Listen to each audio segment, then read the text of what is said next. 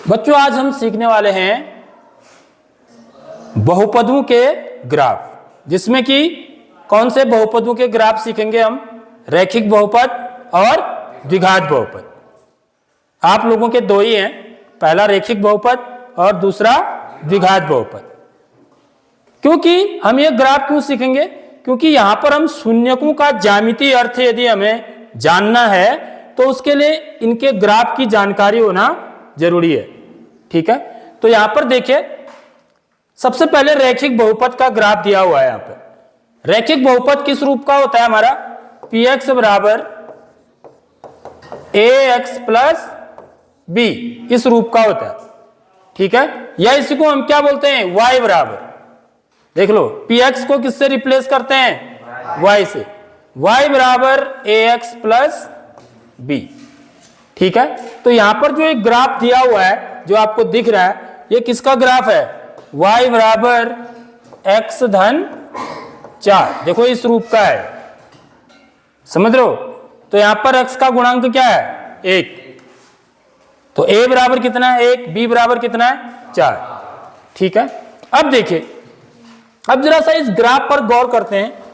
तो जो रैखिक बहुपद का जो ग्राफ होता है बच्चों, वो हमेशा क्या होता है? एक रैखिक बहुपद का ग्राफ, रैखिक बहुपद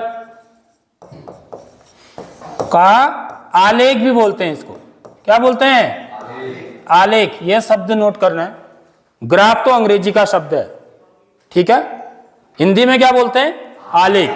रैखिक बहुपद का आलेख हमेशा क्या होता है बच्चों? एक सरल रेखा।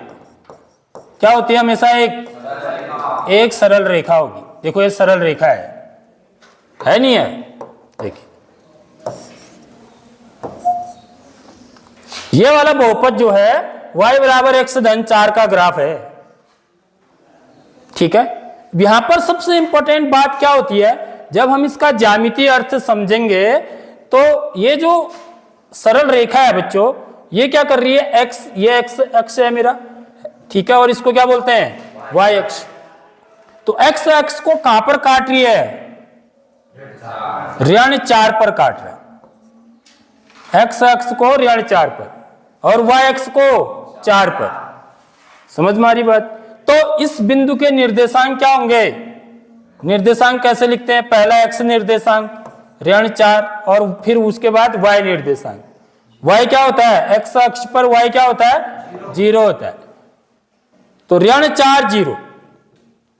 यहां पर ये क्या कर रहा है? x अक्ष को काट रहा है। ठीक है, अब देखिए, यदि मैं इसका शून्यक निकालूं इस बहुपद का, ठीक है, तो शून्यक निकालने का सूत्र हमने कल पढ़ा। क्या होता है बच्चों? शून्यक निकालने का सूत्र क्या होता है? x बराबर माइनस बी बाई ए होता है। ठीक है, तो यहां पर देखिए, a की जगह पर कितना है? a बराबर कितना है? 1। b बराबर कितना है? 4। ठीक है, तो शून्य क्या होगा? माइनस बी बट्टे ऋण 4 बट्टे 1। तो बराबर क्या आ जाएगा? ऋण 4।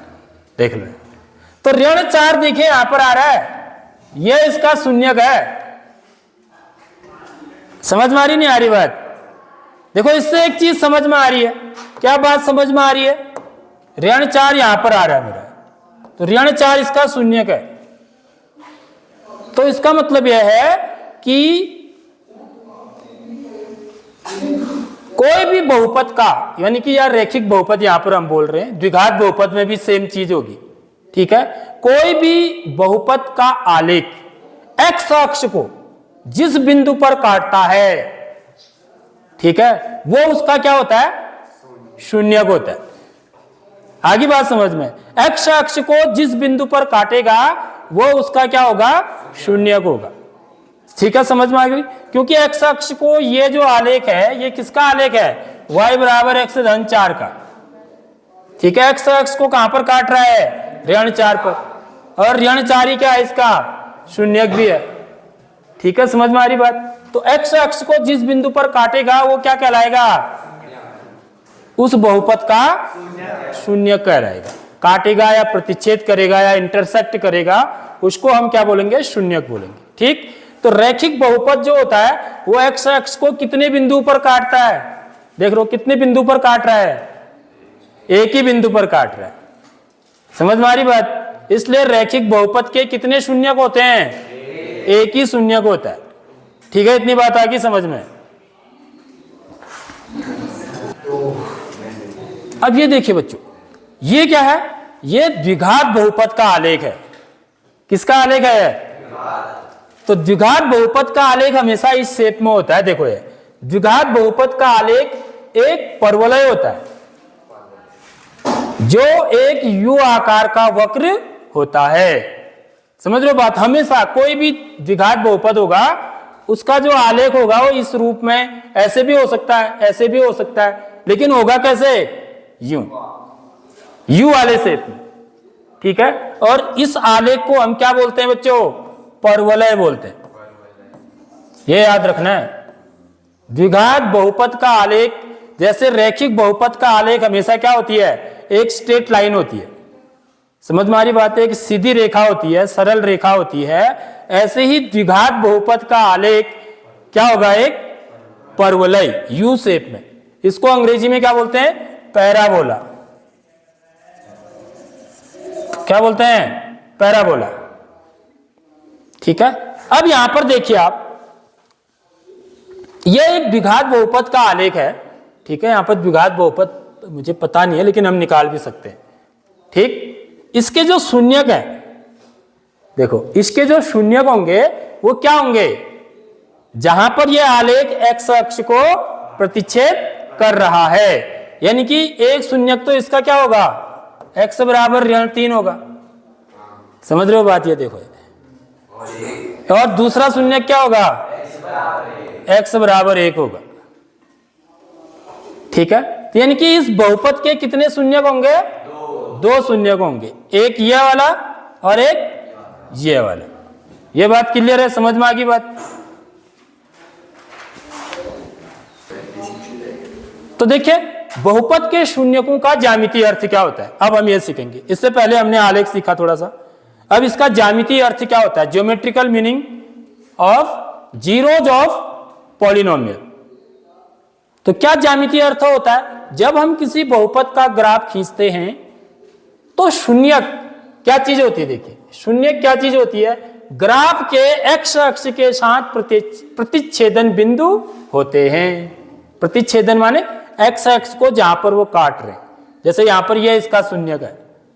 ठीक है, x बराबर ऋण 4 इस ग्राफ में। ठीक, इस ग्राफ में x बराबर ऋण 3, क्योंकि ये ऋण 3 पर क्या कर रहा है? यह आलेख x अक्ष को काट रहा है। ठीक है, y अक्ष को नहीं बोल रहा है अभी, ये याद रखना। समझ रहे हो बात? देखो y अक्ष को भी काट रहा है यहां पर, लेकिन ये शून्यक नहीं कहलाएगा।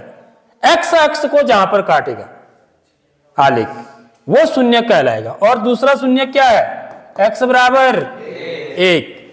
ठीक है, तो वही कह रहा है, जब हम किसी बहुपद का ग्राफ खींचते हैं तो शून्यक क्या होता है? ग्राफ के x अक्ष के साथ प्रतिच्छेदन बिंदु होते हैं।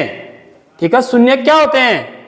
ग्राफ के या आलेख के x अक्ष के साथ प्रतिच्छेदन बिंदु होते हैं। ठीक है बच्चों, आगे बात समझ में ध्यान रखना है। x अक्ष के साथ प्रतिच्छेदन बिंदु जो होंगे वही क्या होंगे?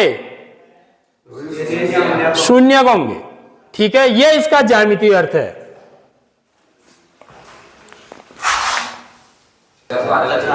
अब ये जो आलेख है देखिए, इसके कितने शून्यक होंगे? इसके कोई भी शून्यक नहीं होगा, क्योंकि ये क्या कर रहा है? एक्स एक्स को कहीं पर नहीं काट रहा, तो इसके शून्यक क्या होंगे? शून्यक बराबर 0। आगे बात समझ में। इसके शून्यक कितने होंगे? क्योंकि ये भी एक्स एक्स को प्रतिच्छेद नहीं कर रहा है, तो इसलिए शून्यक 0, एक्स एक्स से जा ही नहीं रहा है। इसके कितने शून्यक होंगे? यहाँ पर देखो, ये एक्स एक्स है मेरा, x x dash y y dash. तो यहाँ पर ये एक्स एक्स को एक तो यहाँ पर प्रतिच्छेद कर रहा है, दूसरा यहाँ पर प्रतिच्छेद कर रहा है। तो यहाँ पर इस आलेख के शून्यक कितने होंगे? 2 होंगे। इसके कितने होंगे? देखो ये 3 होंगे। ये त्रिघात वाला होगा। फिर समझ रहे हो बात? जो त्रिघात बहुपद है, यदि उसका हम आलेख खींचेंगे तो ऐसा मिलेगा हमको। ठीक है, तो यहां पर देखिए एक शून्यक तो यह हो गया, यहां पर काट रहा है एक्स एक्स को, दूसरा यहां पर काट रहा है, और तीसरा यहां पर प्रतिच्छेद कर रहा है। ठीक है, पहली जगह पर, दूसरा, तीसरा, तो इसके शून्य कितने हुए? शून्यक बराबर 3। ठीक है, आगे बात समझ में? अच्छा, अब देखिए आपके बुक का है एनसीईआरटी का क्वेश्चन, उदाहरण 1, नीचे दी गई आकृति में ग्राफों को देखिए। प्रत्येक आकृति y बराबर px, जहां px एक बहुपद है, का ग्राफ है। ग्राफों से प्रत्येक के लिए px के शून्यकों की संख्या ज्ञात कीजिए। तो पहले वाले ग्राफ में देखो, इसमें शून्यकों की संख्या कितनी होगी? 1। तो यहां पर हम लिखेंगे इसमें शून्यकों की संख्या, शून्यकों की संख्या बराबर 1। क्यों होगी? क्योंकि ये जो ग्राफ है वो एक्स एक्स को सिर्फ एक बिंदु पर प्रतिच्छेद कर रहा है, काटते हुए जा रहा है। ठीक है, इसमें कितने होंगे शून्यक? इसमें 2 होंगे, पहला, दूसरा।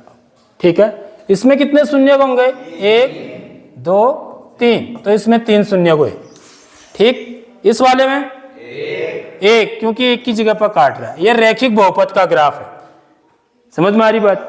तो ग्राफ देख के आप बताओगे कि ये कौन से बहुपद, ये रैखिक का नहीं है, लेकिन ये सरल रेखा नहीं है ना।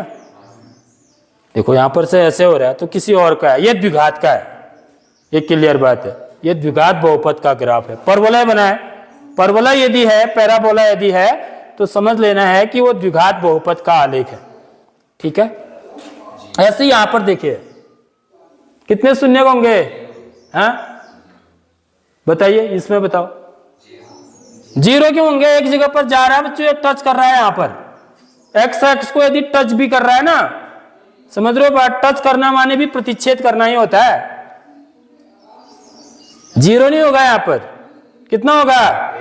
1 होगा। ये चीज याद रखना है, क्योंकि टच कर रहा है ना एक्स एक्स को। ये समझ रहे हो, काटना या टच करना एक ही बात होती है। क्योंकि इस ये जो ग्राफ है, इसका ये वाला बिंदु और एक्स एक्स का ये वाला बिंदु दोनों मिल रहे हैं ना, समझ रहे हो, संपाती है। यहां पर दोनों बिंदु मिल रहे हैं, तो इसका मतलब क्या है कि ये एक्स एक्स को क्या कर रहा है? स्पर्श कर रहा है, टच कर रहा है एक बिंदु पर। तो इसलिए इसके कितने शून्य होंगे? 1 शून्य होगा। ठीक है, इसमें 1, 2, 3, 4, तो इसमें 4 शून्य है। ठीक है, तो ये चीज इंपॉर्टेंट है यहां पर। ये यहां पर बच्चे कई बार कंफ्यूज होते हैं, तो इसलिए इसमें याद रखना है कि यहां पर 1 शून्य होगा, क्योंकि टच कर रहा है ना उसको। ठीक है, नेक्स्ट देखिए।